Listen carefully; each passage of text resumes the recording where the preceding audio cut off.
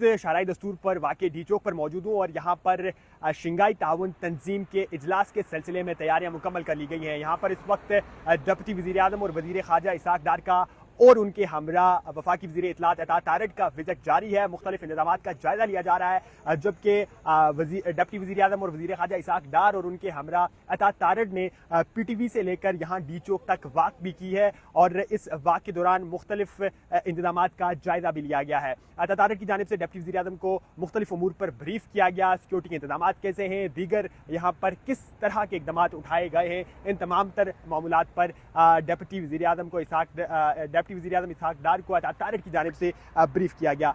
यहाँ की अगर सूरत हाल की बात की जाए तो इस वक्त फुल प्रूफ सिक्योरिटी के इंतजाम किए गए हैं। 15 और 16 अक्टूबर को शंघाई ताउन तंजीम का इजलास होना है, जिसके सिलसिले में चाइना से वफद की आमद हो रही है। इसके साथ साथ पड़ोसी मुल्क इंडिया और उसके अलावा रशिया के वज़राए इकराम भी यहाँ इस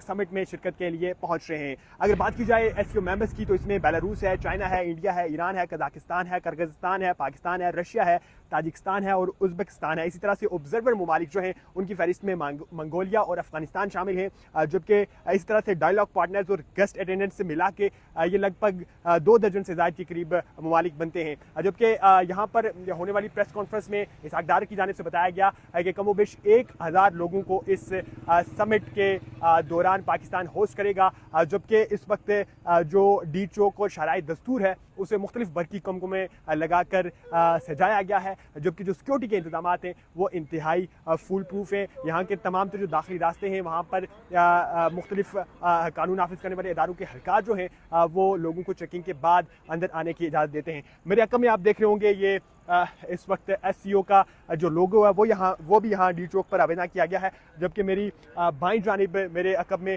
पार्लियामेंट हाउस है, उसे भी पाकिस्तान का जो परचम का रंग है उसके साथ सजाया गया है। इसी तरह से ये जो डी चौक है इस वक्त मेरे अकब में आप देख रहे हैं, डी चौक को भी बरकी कुमकों में लगा कर सजाया गया। ओवरऑल आज पूरे इस्लामाबाद का व्यू मामूल से बड़ा डिफरेंट है। तमाम तर इस्लामाबाद की रेड जोन के अंदर की जो शाहराएँ हैं उन्हें बरकी कुमकुमें और लाइट्स लगा कर सजाया गया है। मुख्तलिफ जगहों पर SCO मेंबर ममालिक के जो झंडे हैं वो भी आवेज़ां किया गए हैं, जबकि इतलात के मुताबिक मुख्तलिफ डेलीगेशन जो हैं उनके पहुँचने का सिलसिला जारी हो गया है। आज 13 अक्टूबर और कल यानी कि 14 अक्टूबर के रोज़ ये मुख्तलिफ डेलीगेशंस की आमद का सिलसिला जारी रहेगा, जबकि 15 और 16 अक्टूबर के रोज़ यहाँ इस्लामाबाद में शंघाई ताउन तंजीम का इजलास होगा।